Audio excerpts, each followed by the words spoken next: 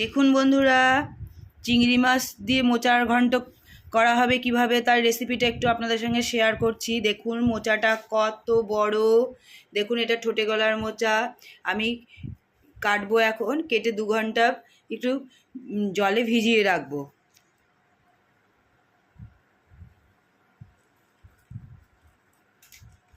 দেখুন মোচাটা কত বড়।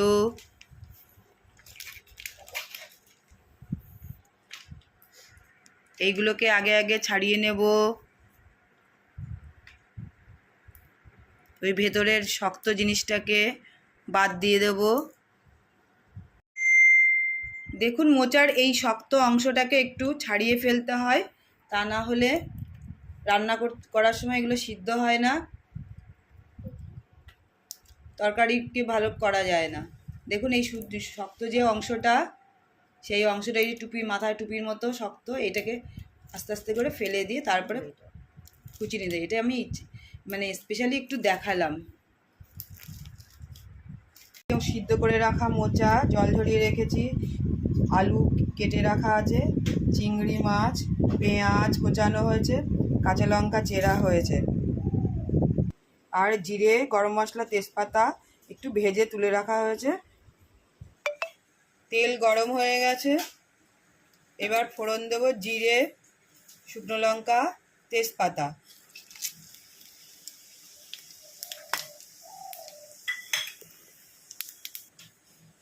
এবার আলুটাকে দিয়ে দেব। আলু হালকা ভেজে নেব। আলুটা একটু হালকা ভাজা হয়ে গেছে, এবার পেঁয়াজ দিয়ে দিলাম,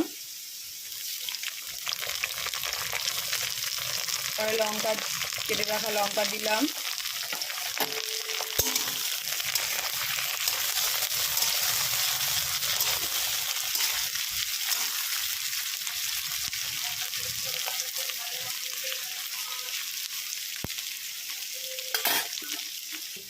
এবার চিংড়ি মাছটা দিয়ে দেব।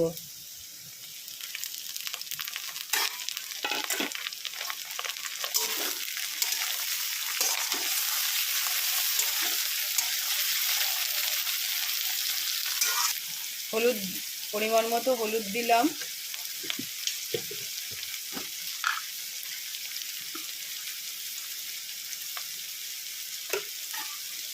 পরিমাণ মতো লবণ দিলাম।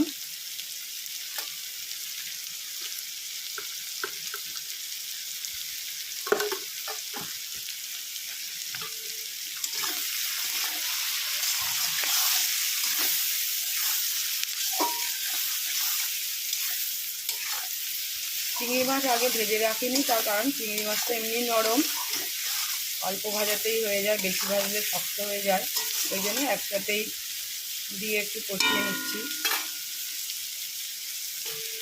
দেখুন কষানো হয়ে এসছে, এইবার সিদ্ধ করে রাখা মোচাটা দিয়ে দেব।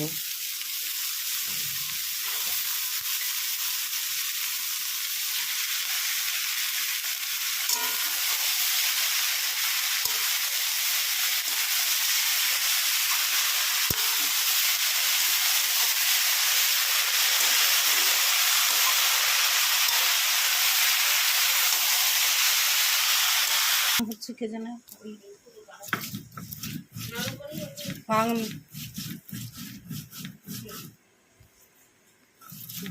ভেজে রাখা মশলাটা শিলে বেটে নিচ্ছি।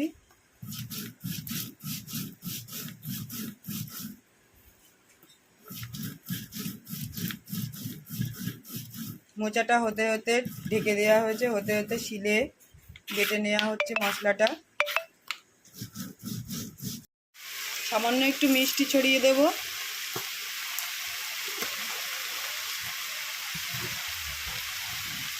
এবার ভেজে রাখা মশলাটা দিয়ে দিলাম। এবার ভালো করে নাড়িয়ে চাড়িয়ে নেব।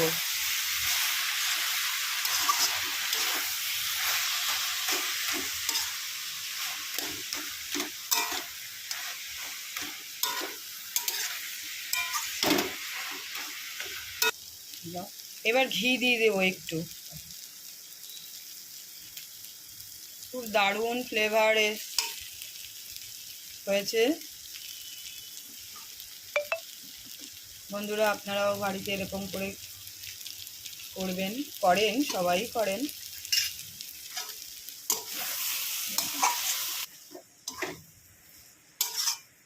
মোচার ঘন্ট প্রায় শেষ।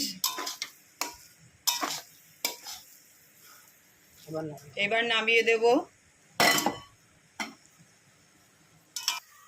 হয়ে গেছে আমাদের মোচার ঘন্ট চিংড়ি মাছ দিয়ে। দেখুন খুব সুন্দর কালার এসছে, গন্ধ ভালো বেরিয়েছে।